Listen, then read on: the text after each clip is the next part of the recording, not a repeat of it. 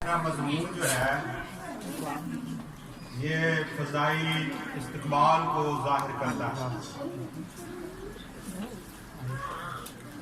ये ज़हरा मजमून उस फ़ज़ाई इस्तक़बाल को ज़ाहिर करता है जब ईमानदार हवा में उड़ेंगे और खुदावंद यीशु मसीह बादलों पर आएंगे और वो अपने लोगों को जो खुदावंद यीशु मसीह पर ईमान रखते हैं उनको आसमान पर लेकर जाएंगे। और वो वक्त जो है वो करीब आ रहा है। ये तमाम दुनिया की आफतें और तमाम दुनिया की लाकानूनियत और तमाम गलती, गुनाह, ज़नाकारियाँ और ये सब कुछ जो है ये उस गुनाह के शख्स की तासीर जो है वो जाहिर हो रही है। और वो यीशु मसीह के आने से पहले ये गुनाह की तासीर जो है ये दुनिया में जाहिर हो रही है। और जब ये कलीसिया आसमान पर उठाई जाएगी तो उस वक्त वो गुनाह का शख्स जो है वो जाहिर होगा, जिसको हमारे मुस्लिम भाई काना दजाल कहते हैं। और मसीह में उसको कहा जाता है गुनाह का शख्स, हलाकत का फरजान। और ये सब उसी की तासीर है जो दुनिया में फैली हुई है, जिससे इंसान के अंदर से एहसास जो है वो खत्म हो चुका है, मोहब्बत खत्म हो चुकी है। और हम देखते हैं कि जैसे कोरोना फैला और लोग अपने प्यारों के जनाजों पर नहीं गए, लोग किसी के घर में अफसोस के लिए नहीं गए, मोहब्बत खत्म हो गई, कौमें पस्त हो गई, बादशाह बड़ी बड़ी सुपर ताकतें जो हैं वो बेबस हो गई हैं। और इसलिए कि वो गुनाह का शख्स जो है वो जाहिर होने वाला है। और इससे पहले कि वो गुनाह का शख्स जाहिर हो, खुदावंद यीशु मसीह का नज़ूल जो है वो होने वाला है कि वो अपने लोगों को आसमान पर लेकर जाए। और ये मसीहों के पास एक जिंदा उम्मीद है। हम पढ़ेंगे पहला कुरिन्थियों का खत बाइबल मुकद्दस में से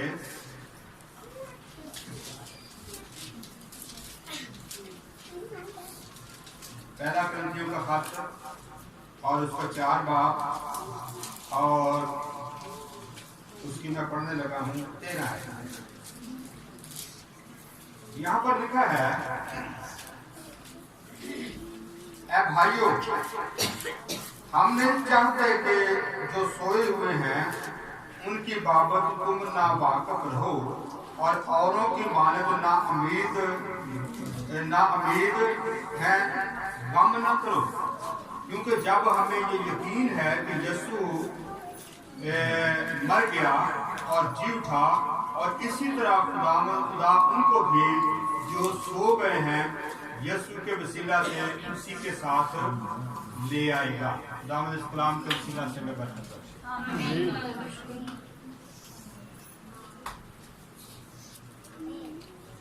हम यहाँ पर पढ़ते हैं कि पौलुस रसूल जब थिस्सलुनीकियों की कलीसिया को खत लिखते हैं तो वो कहते हैं कि भाइयों, हम इस बात से नावाकिफ रहना नहीं चाहते कि जो हमारे बहन भाई मर चुके हैं उनका क्या बनेगा।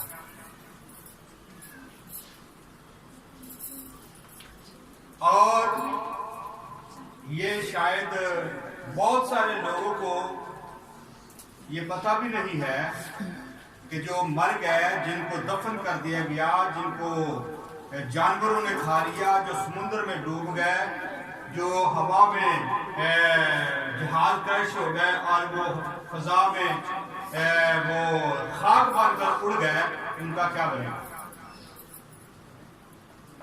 और वो लोग जिनके बदन कब्रों के अंदर गल सड़ गए हैं, क्या बनेगा।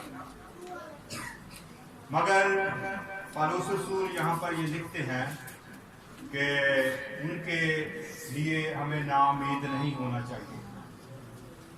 ये बाइबल, ये अंजील मुकद्दस, ये हमें तसल्ली देती है। इसलिए उनके लिए नाउम्मीद नहीं होना चाहिए क्योंकि यहाँ पर लिखा है कि जैसे खुदावंद यीशु मसीह मुर्दों में से जी उठे, इसी तरह खुदा उनको भी जो भी मर चुके हैं और उनकी रूहें जो हैं वो आसमान पर खुदा की दाहिनी तरफ यीशु मसीह जहां पर बैठे हैं उनके पास हैं। और जब खुदावंद यीशु मसीह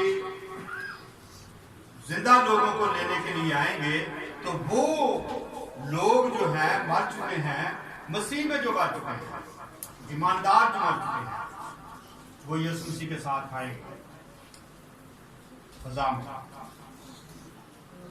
और जब वो यीशु मसीह के साथ आएंगे तो फिर यहाँ पर लिखा है, हम पढ़ते हैं कि अब मैं इसकी पढ़ने लगा हूँ 15 आयत।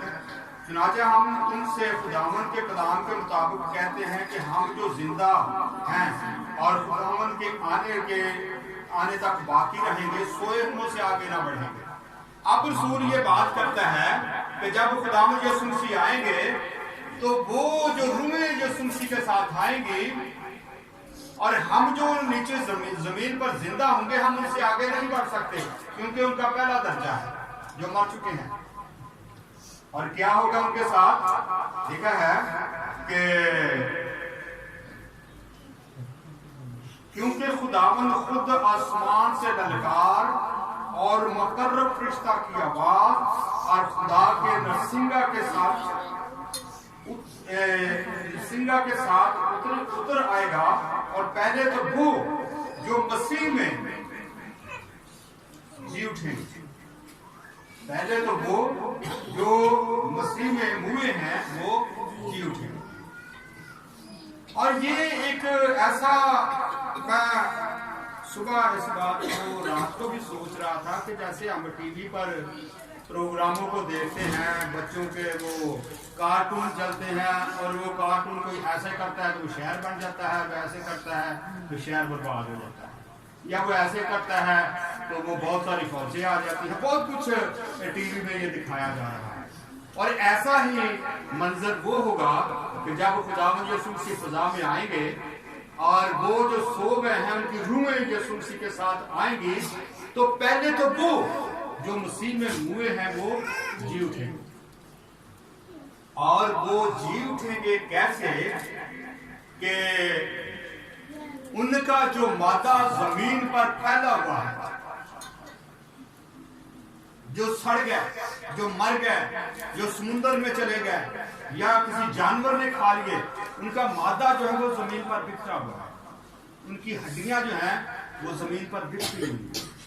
और खुदावंद अपनी कुदरत के साथ वो उन हड्डियों को इकट्ठा करेगा। और ये ड्रामाई तौर पर जैसे ऐसे करते हैं तो ऐसे हो जाए। और यहाँ पर लिखा है पहली बात कि मुकर्रब फरिश्ता की आवाज, और पहले लिखा है कि क्योंकि खुदावंद आसमान से ललकार के साथ है, ललकार के साथ ललकारते हुए, क्योंकि खुदावंद यीशु मसीह ने इस दुनिया में पस्ती की जिंदगी गुजारी है, मगर अब वो पस्ती की जिंदगी में नहीं आएंगे, वो ललकारते हुए आएंगे। और वो क्या ललकारेंगे? वो उन तमाम मुर्दों को ललकारेंगे जो जमीन पर कब्रों के अंदर हैं, समुद्रों के अंदर हैं, और जहां पर भी उनकी हड्डियां बिखरी हुई हैं वो ललकारेंगे। और यीशु मसीह ने एक जगह पर ललकारा, जब उसने लाजर को कहा लाजर कब्र से बाहर आ जा, ये यीशु मसीह की ललकार थी। मगर अब वो ललकार जो है वो बड़ी ललकार होगी जिसमें यीशु मसीह मुर्दों को पुकारेंगे और वो तमाम हड्डियां जो हैं वो इकट्ठी होंगी और उन पर गोश्त चढ़ जाएगा और वो रूहें जिन जिन मुर्दों की हैं उनमें वो दाखिल होंगी और वो असरे नौ एक हयात अबदी का जामा पहनकर, ना खत्म होने वाली जिंदगी का जामा पहनकर वो फजा की तरफ उड़ेंगे। और हम जो लिखा है, हम जो बाकी होंगे, लिखा है फिर हम जो जिंदा बाकी हैं उनके साथ बादलों पर उठाए जाएंगे ताकि हवा में खुदा का इस्तकबाल करें। मैंने पहले कहा था कि ये फजाई इस्तकबाल है जो शुरू होने वाला है कि खुदा यीशु मसीह आएंगे और जमीन के मुद्दे और जमीन के तमाम वो जिंदा लोग जो खुदा यीशु मसीह के साथ जिंदगी बसर करते हैं वो हवा में उड़ेंगे और उनकी मुलाकात जो है वो आसमान के दरमियान होगी खुदा यीशु मसीह की और उन मुर्दों की जो जिंदा हुए हैं, और वो इंसान जो हैं वो जिंदा आसमान पर उठाए जाएंगे और यूं वो आसमान की तरफ चले जाएंगे। दूसरी कौमों का मैं इतना इल्म नहीं रखता कि इनका जन्नत दोज़ख का क्या तरीकाकार है, मगर खुदावंद यीशु मसीह में बाइबल हमें ये बताती है कि ये लोग जब उठाए जाएंगे तो ये आसमान पर खुदा के फिरदौस में उस जन्नत में चले जाएंगे। आगे हम देखते हैं कि यहाँ पर एक लफ्ज़ आया है, हम पढ़ते हैं कि ना उम्मीद ना हो। ना उम्मीदी की हालत जो है हम देखते हैं कि जब मरियम और मर्था का भाई लाजर मर गया और वहां पर उन्होंने ना उम्मीदी का इज़हार किया। हम पढ़ेंगे जरा यूहन्ना की इंजील उसका 11 बाब और उसकी हम पढ़ेंगे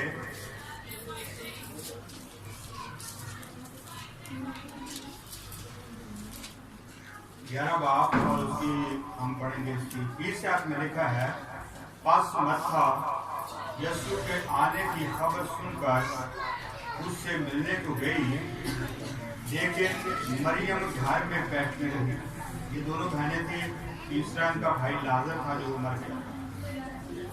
मर्था ने यीशु से कहा, ऐ खुदावंद, अगर तू यहाँ होता तो मेरा भाई ना मरता। और अब भी मैं जानती हूँ कि जो कुछ तू खुदा से मांगेगा वो तुझे देगा, ये उसका इकरार है। और आगे लिखा है, यीशु ने उससे कहा कि तेरा भाई जी उठेगा। मर्था ने उससे कहा कि मैं जानती हूँ कि क़यामत में आखिरी दिन जी उठेगा। ये उसकी नाउमीदी थी। देखे, खुदावन यीशु मसीह जब जिंदा हयात मनादी कर रहे थे और उन्होंने एक बात जो है वो बार बार कही। उसने कहा कि जरूर है कि इब्ने आदम यरूशलेम को जाए और वहां वो बेशरा लोगों के हाथों से दुख उठाए और वो सलीब दिया जाए और वो मर जाए और वो तीसरे दिन मुर्दों में से जी। और पतरस ने क्या कहा था, ऐ खुदावंद ये बात कभी ना हो। तो उसको यीशु ने कहा था कि ऐ शैतान मुझसे दूर हो, क्योंकि तू दुनिया की बातों का ज्यादा ख्याल करता है और तू उस कफारे को रद्द कर रहा है जो मैं अपनी कौम के लिए या तमाम जहान के लिए दे रहा। और ये बात जो है ये मरियम और मार्था ने भी सुनी थी, ये लाजर ने भी सुनी थी, क्योंकि यीशु मसीह अक्सर वो बैतनिया में आते थे और ये लाजर, मर्था और मरियम के घर में आकर वो ठहरते थे। वहां पर वो मेहमान नवाजी उनकी किया करते थे, ये खानदान जो था। और वहां पर खुदावन यीशु मसीह जो थे वो बहुत सारा कलाम जो था वहां पर सुनाते थे, क्योंकि लोग भी वहां पर आकर बैठते थे और लोग वहां पर आकर कलाम सुनते थे। और ये बात जो है मर्था और मरियम ने भी सुनी हुई थी। मगर यहाँ पर मरियम मर्था कहती है कि मैं जानती हूँ कि वो आखिरी दिन जी उठेगा। और ये उसकी नाउमीदी थी। और यही नाउमीदी जो है ये हम में पाई जाती है, क्योंकि हम खुदावन यीशु मसीह को पूरे तौर पर जब जानते नहीं कि वो क्या क्या कर सकता है, जब हम खुदावन यीशु मसीह को ये जान जाएंगे कि वो क्या क्या कर सकता है, तो फिर हम उसकी आमद पर भी उम्मीद रखेंगे कि हमें भी आसमान पर उठाया जाएगा।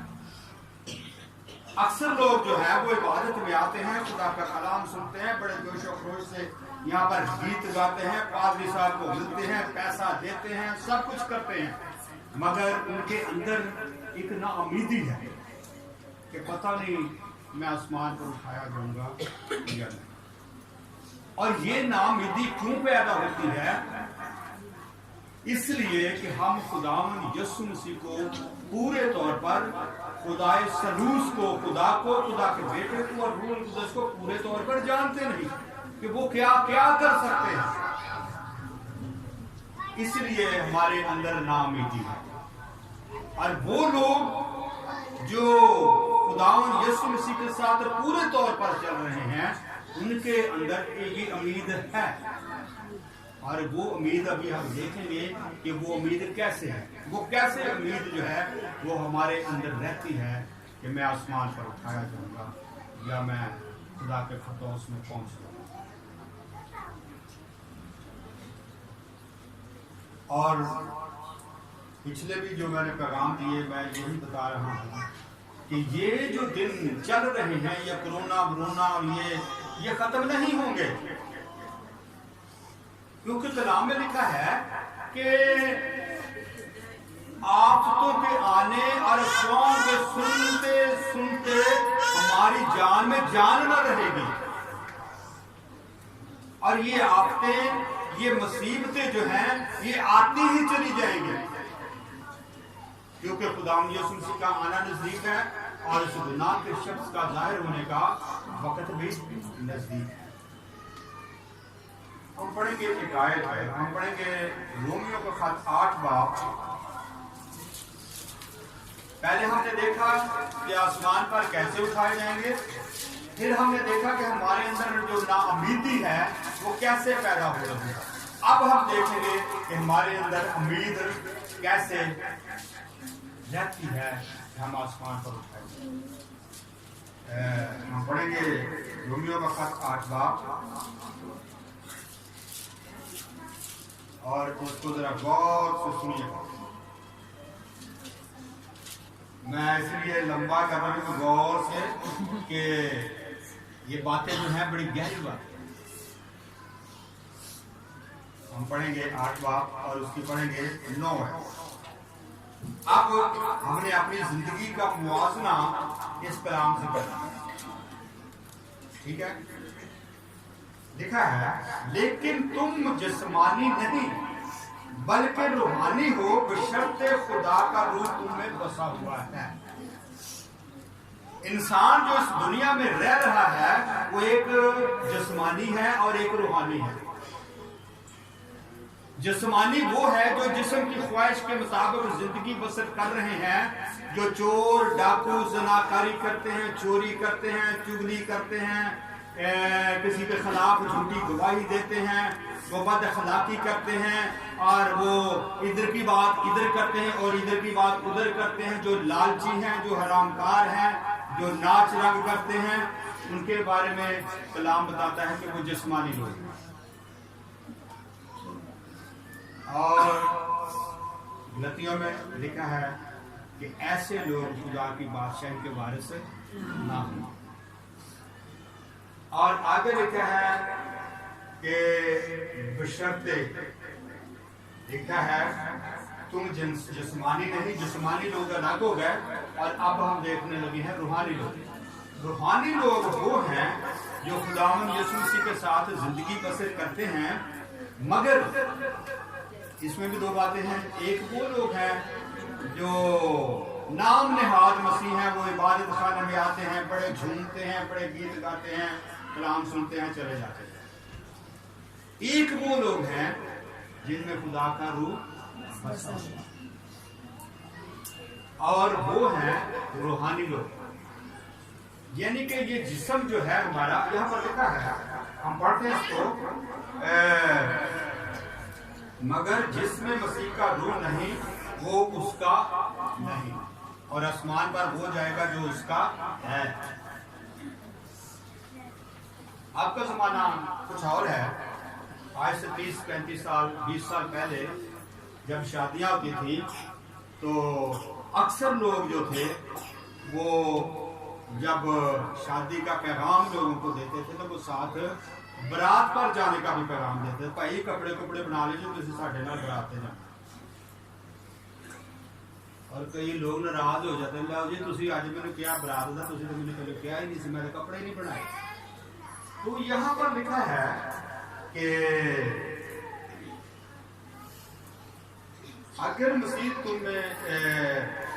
अगर तुम मसीह का रूह नहीं, वो उसका नहीं है। जिसमें रूह है वो मसीह का है, जिसमें रूह नहीं है यानी कि वो जिस्मानी जिंदगी बसर करता है, वो खुदा यीशु मसीह का नहीं है। और ये अपने आप को धोखे में ना रखें। तौबा नहीं की, खुदा यीशु मसीह के साथ नहीं चलते और अपनी जिंदगी रूहानी तौर पर गुजारते नहीं हैं, तो ये अपने आप को धोखे में ना रखें। ये धोखा है अपने आप को देना। वो लोग जो जिस्मानी हैं वो जिस्म की ख्वाहिशों को पूरा करते हैं, जो रूहानी है वो रूहानी तौर पर खुदा यीशु मसीह के साथ चलते हैं। आगे लिखा है कि और अगर मसीह तुम में है तो बदन तो गुनाह के सबब से मुर्दा है, मगर रूह रास्तबाजी के सबब से जिंदा है। अब ये इसमें एक बात है, ये जिस्म जो है हमारा, ये गुनाह की हालत में पैदा हुआ है, क्योंकि आदम और हवा ने गुनाह किया और वो खुदा के जलाल से महरूम हुए। और इसी तरह ये जो मेरा और आपका जिस्म है, ये गुनाह की हालत में पैदा हुआ है और ये गुनाह की हालत में ही रहता है। मगर जब हम तौबा करते हैं, हम खुदा यीशु मसीह के साथ जिंदगी बसर करते हैं, तो वो रास्तबाजी जो हमारे अंदर बस गई है, उसके वसीला से हम जिंदा रहते हैं। वो रास्ताबाजी जो है वो हमें जिंदा रखती है।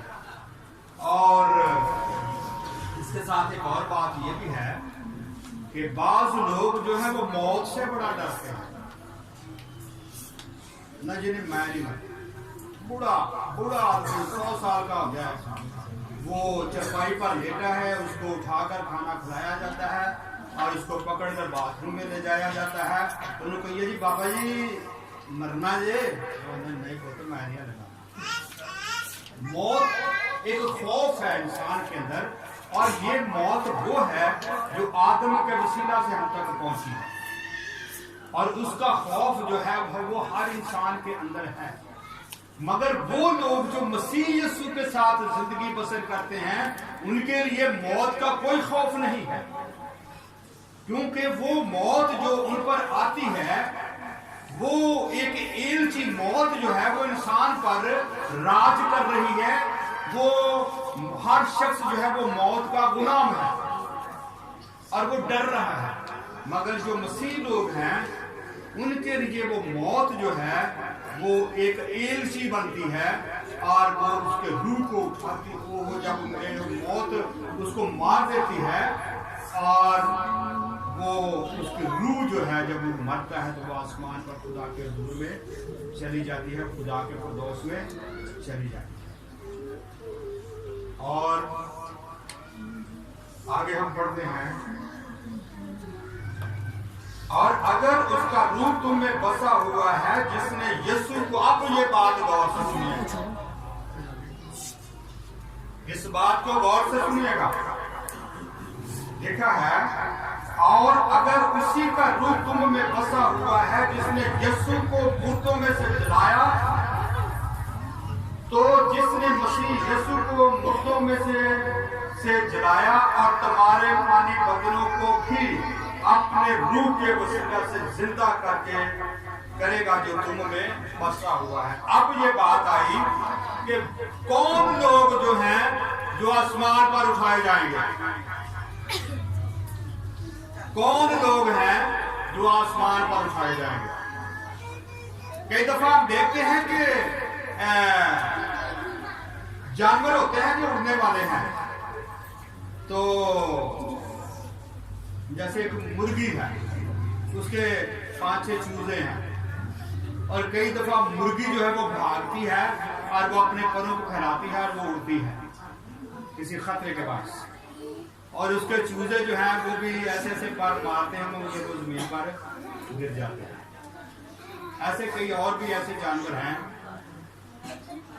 वो क्यों गिरते हैं, क्योंकि पास वो पूरी कुव्वत नहीं है उन्हें। इसी तरह मसीह लोग जो हैं, उनके अंदर एक कुव्वत है, और वो कुव्वत है रूहुल कुदस की। कलाम में लिखा है कि हमने पढ़ा है कि जिस रूह ने खुदावंद यीशु मसीह को मुर्दों में से जलाया है, वही रूह जो है वो तुमको आखिरी दिन उन मुर्दों को जिंदा करेगा जो जमीन में मरे हुए हैं, जो दफन है। और वही रूह जो है, वो लोग जो जिंदा उस वक्त यीशु मसीह के आने तक जिंदा होंगे, वही रूह जो है वो उनको उठाएगा और वो आसमान पर ले जाएगा। अब ये हम देख रहे हैं कि अब हमें ये फर्क का मालूम हुआ कि वो लोग जो खुदा की रूह की हिदायत के मुताबिक अपनी जिंदगी बसर कर रहे हैं, जिनके अंदर खुदा का रूह है, वो आसमान पर उठाए जाएंगे और वो जो जिस्मानी है वो जमीन पर रहेंगे। ये अब हम इस बात पर गौर कर लें कि क्या खुदा का रूह मेरे अंदर है। अगर मेरे अंदर है तो फिर मैं आसमान पर चला हुआ, अगर मेरे अंदर खुदा का रूह नहीं है तो फिर मैं जमीन पर ही रहूंगा। अब हम एक और ड्रामा हम पढ़ेंगे, पहला करंथियों 15 बाब और उसकी 50 कॉमन लिखा है। इसको भी गौर से सुनिए। देखो मैं तुमसे भेद की बात करता हूं। अब रसूल पौलुस रसूल जो है 15 बाब के 51 आयत है, रसूल जो है वो ये बात कह रहे हैं कि मैं तुम्हें भेद की बात करता हूं। और ये वो भेद था जो पौलुस रसूल पर खुला, और वो अक्सर इन भेदों की बात जो है वो कर रहे हैं। जब पाकशाह की बात आती है तो वो कहते हैं ये बात मुझे खुदावंद से पहुंची। अब यहाँ वो कह रहे हैं कि ये भेद की बात है, और ये भेद की बात क्या है? लिखा है हम सब तो नहीं सोएंगे। सुन कहता है कि हम सब शायद ना मरे, मगर सब बदल जाएंगे। जैसे मैंने कहा एक जैसे वो कार्टूनों में चलता है, एकदम हम बदल जाएंगे। और क्या बदलेंगे कि ये जिस्म जो है ये फना की हालत में जमीन पर चल रहा है, मगर जब खुदावंद यीशु मसीह आएंगे तो लिखा है कि हम बदल जाएंगे। वो लोग जो जिंदा होंगे वो बदल जाएंगे, और ये एक दम में, एक पल में होगा। ये एक दम में और एक पल में होगा। जैसे जादूगर ऐसा करता है या कार्टून में ऐसा होता है, ऐसे ही खुदावंद यीशु मसीह जब ललकारेंगे, और लिखा है कि एक पल में पिछला नरसिंगा फूंकते ही होगा, क्योंकि नरसिंगा फूंका जाएगा और मुर्दे गैर फानी हालत में उठेंगे और हम बदल जाएंगे। फानी और गैर फानी हालत, फानी हालत मर जाने वाली और गैर फानी जो नहीं मरते या जिंदा किए जाएंगे। और आगे लिखा है क्योंकि जरूर है कि ये फानी जिस्म बका का जामा पहने। जो लोग जिंदा होंगे वो बका का जामा पहनेंगे, जिंदगी का जामा पहनेंगे। और आगे लिखा है और मरने वाला जिस्म हयात अबदी का जामा पहनेगा। जो मर चुके हैं उनको फिर जिंदा किया जाएगा, और वो हयात अबदी का जामा पहनेंगे, ना खत्म होने वाली जिंदगी का जामा वो पहनेंगे। और आगे लिखा है और ये मरने वाला जिस्म हयात अबदी का जामा पहनेगा। और आगे एक कौल है जो वो लिखा है कि मौत खता का लुकमा हो। अब हमें ये देखना है कि क्या हम किस हालत में है, किस कैटेगरी में, उनमें जिनमें खुदा का रूह बसा हुआ है और उनको पूरी उम्मीद है कि जब खुदावंद यीशु मसीह आसमान पर आएंगे और वो खुदा में ठहरेंगे और हम हवा में उड़कर उसका इस्तकबाल करेंगे। और वो लोग जो मर चुके हैं वो जिंदा किए जाएंगे और वो हयात अब्दी का जामा पहनेंगे और वो ऐसा जिस्म उनका बन जाएगा। और फिर फर्ज करेंगे मैं लाजर मर गया, और जब गुलाम यीशु मसीह आएंगे तो वो मुझे जिंदा करेंगे तो मैं फिर ऐसा ही लाजर हूँ। मगर इसके साथ साथ एक बात और है, अगर इस दुनिया में मैं रहते हुए शुगर का मरीज हूँ, मैं गुर्दों का मरीज हूँ, मुझे कोई और बीमारी लगी है जिसमें मैं इस दुनिया में ठहरा रहा हूँ, दुख में जिंदगी बसर कर रहा हूँ, मगर जब खुदावंद यीशु मसीह मुझे जिंदा करेंगे तो मैं असरे नौ ऐसी जिंदगी में उठूंगा जैसे कि नौजवान है, खूबसूरत, और उसको कोई दुख नहीं, और वो पूरी कुव्वत में है। ऐसे ऐसे मुद्दे जो हैं वो उठेंगे, और वो लोग जो जिंदा होंगे, चाहे उनकी टांग कटी हुई है, वो टांग फिर दोबारा जुड़ेगी और वो टांग पूरी होगी, और वो असरे नौ एक हयात अब्दी की जिंदगी लेकर वो लिखा है हम बदल जाएंगे और हम सब फरिश्तों की मानद होंगे। फरिश्तों की मानद इसलिए होंगे जैसे फरिश्ते उड़ते हैं हम भी उड़ेंगे, जैसे फरिश्ते बंद दरवाजों से दूसरी तरफ चले जाते हैं, हमारे अंदर भी वही कुव्वत होगी कि हम जैसे यीशु मसीह लिखा है वो जिंदा हुए और यहूदियों के डर से दरवाजे बंद थे और शरीर के स्कूल में ठहरे हुए थे, और यीशु उनके बीच में आकर खड़ा होगा, क्योंकि उनके पास हयात अब्दी का जामा था और वो उड़ने वाला जिस्म था और वो कहीं भी जा सकता है। इसी तरह हमारे भी जिस्म जो हैं वो इस तरह होंगे। और मैं उन मसीही लोगों को जो रूह की मामूरी के साथ अपनी जिंदगी बसर कर रहे हैं, वो ये उम्मीद रखें कि हम आसमान पर चले। कभी कभी जो शायद आपने ये देखा हो, कभी कभी जिनके पास मोबाइल हैं, अच्छे मोबाइल हैं, तो कभी एक फिल्म है आखिरी उड़ान फिल्म है, वो देखें, वो कैसे लोग आसमान पर उठाएगा, वो इसमें बहुत खूबसूरत फिल्म है, वो कभी आप देखें।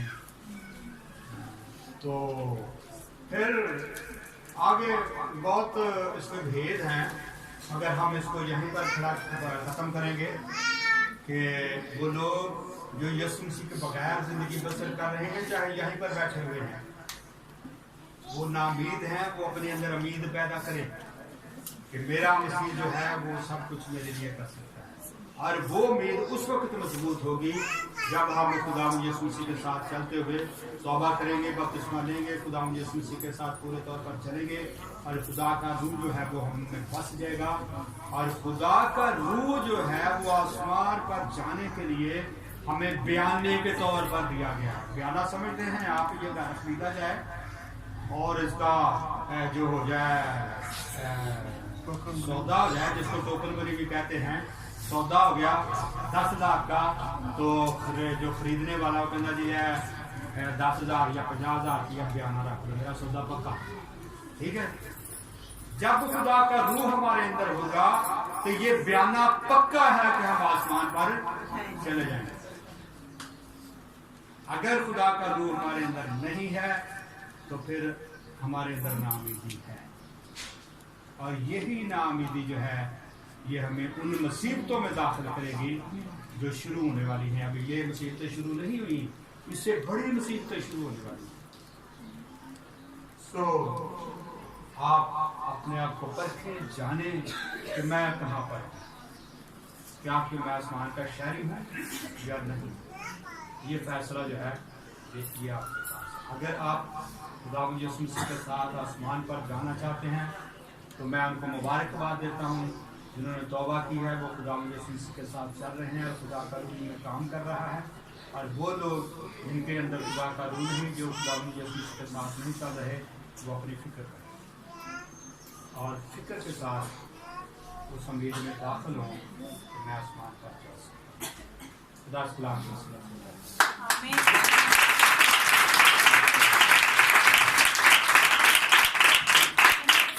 हमने अपने सब कुछ और इस खूबसूरत मैसेज के लिए दुआ करें।